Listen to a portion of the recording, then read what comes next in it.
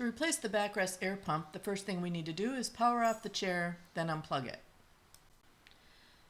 Next, we need to open the levers on the inline connector and remove the wiring from both sides.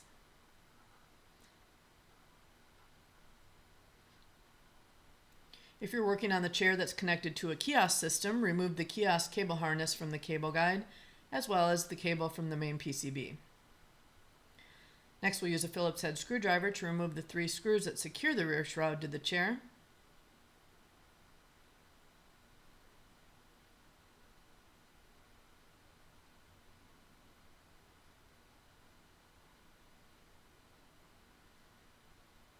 Then we can slide the shroud backward and then tip it over, resting it on the floor next to the chair.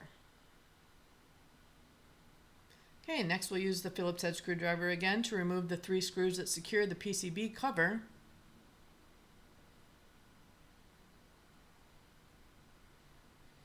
And we can remove that cover.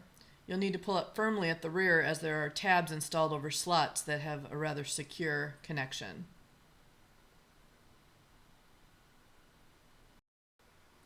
Next, we'll use a Phillips head screwdriver to remove the 6 screws that secure the backrest cover.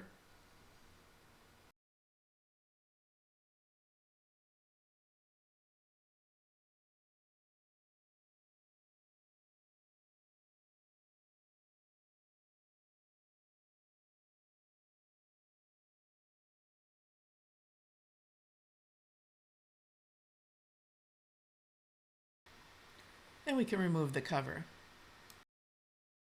Next, we need to use a Phillips head screwdriver to remove the 4 screws that secure the hip air valve bank to the chair. We need to move this so that we can retrieve the pump cabling from underneath it.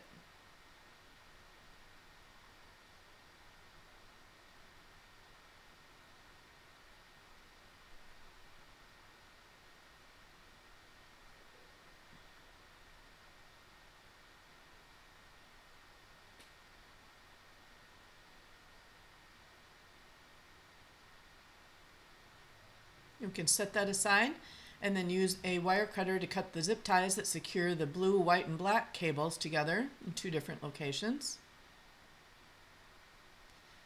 And we can follow that pump cable to the main PCB and disconnect the white connector.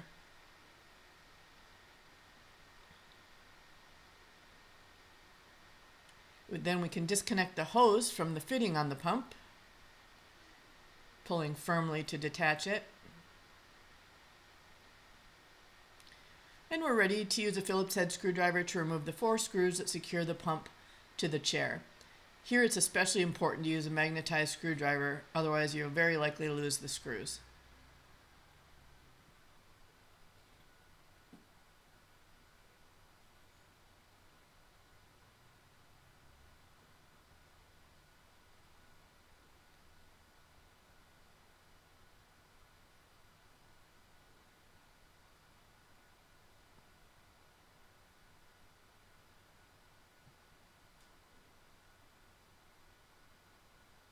Okay, then we can remove the pump from the chair.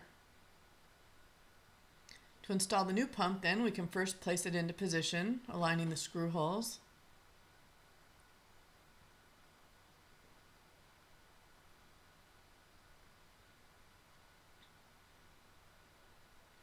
Then we'll use our magnetized screwdriver again to replace the 4 screws to secure the pump to the chair.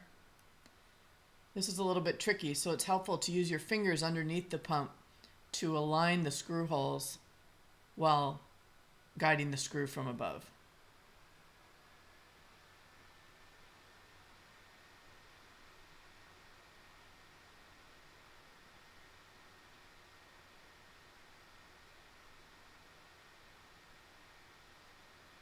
It's also helpful not to tighten the screws all the way until you have all 4 of them engaged, and then to go back and tighten them all the way. This just gives you a little extra flexibility in maneuvering the pump to align the screw holes.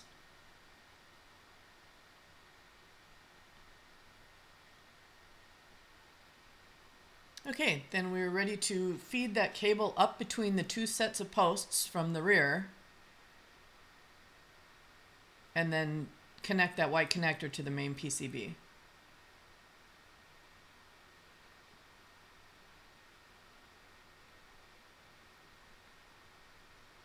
Okay, and then making sure that cable stays between the two sets of posts, we can place the hip air valve bank into position, aligning the screw holes,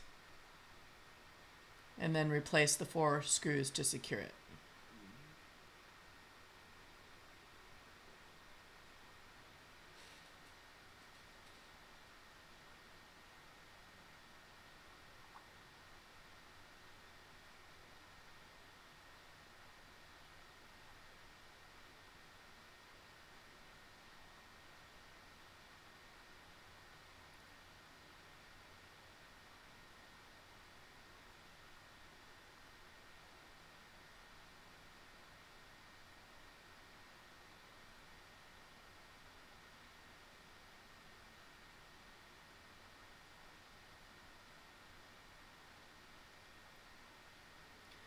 Okay, then we can replace the 2 zip ties to secure the blue, white, and black cables together in the 2 different locations.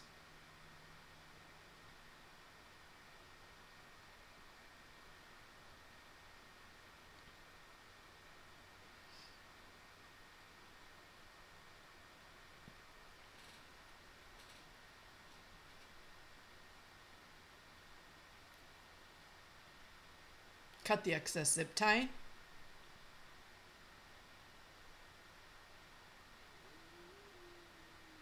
And finally, we can install the hose onto the pump, making sure it goes all the way onto the fitting.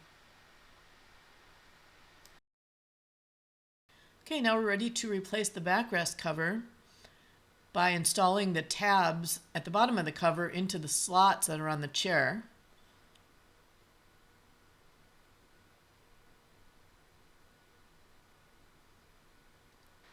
And then lifting the cover up into position and replacing the screws to secure it.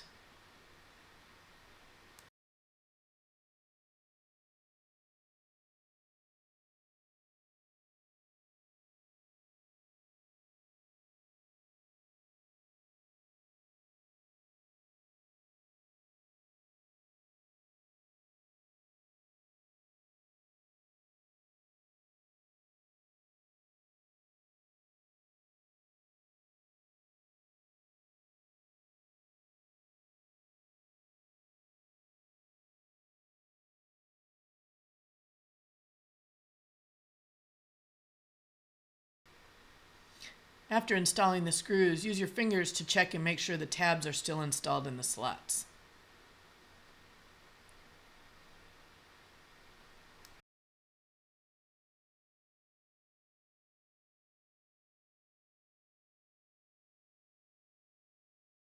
Okay, now we're ready to replace the PCB cover. Note the tabs in the rear of the PCB area. You need to install the slots on the PCB tray over those tabs and push down firmly to secure it. Use your hands to make sure that the slots are installed successfully over those tabs. The screw holes will then be aligned, and you can replace the 3 screws to secure the cover.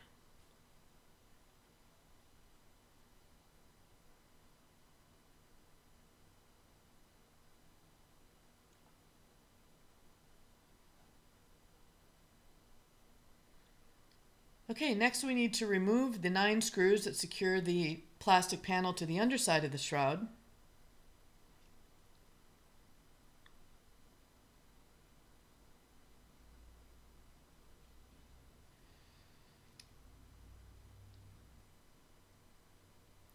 Then we can twist the ends of that remotely controlled system cable and feed it through the hole we drilled in the rear of the shroud.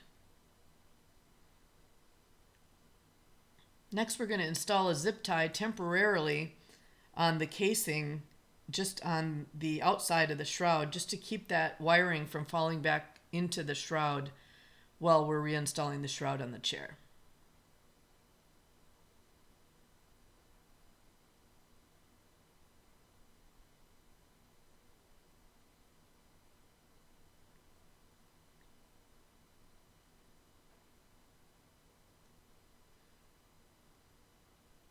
Okay, then we can replace that black plastic panel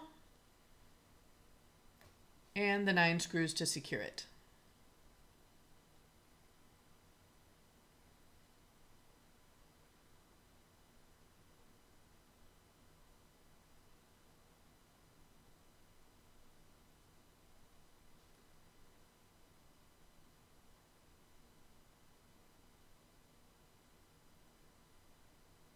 Okay, then we can flip that shroud back over carefully into position, putting as little strain on that cable as possible, and slide it into position.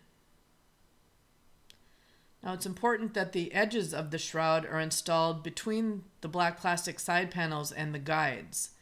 In this case, it is not, so you can see he had to move the shroud over to the outside of the guide, so it's installed between the guide and the side panel.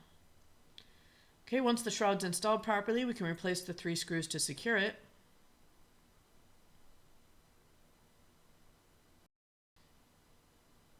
Then we can use a wire cutter to cut that temporary zip tie carefully off of the cable.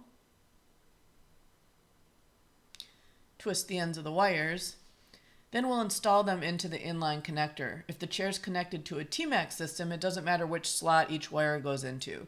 If it's connected to a kiosk system, then we need the positive wire on the right and the negative on the left, or the blue wire on the right and the green wire on the left.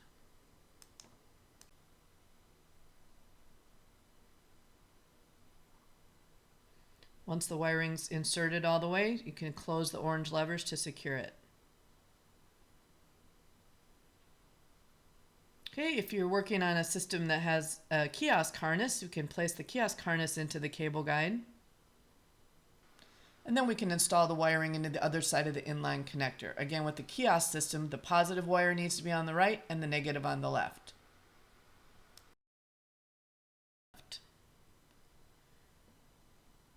Okay, then we can plug in the chair, power it on, and we're done.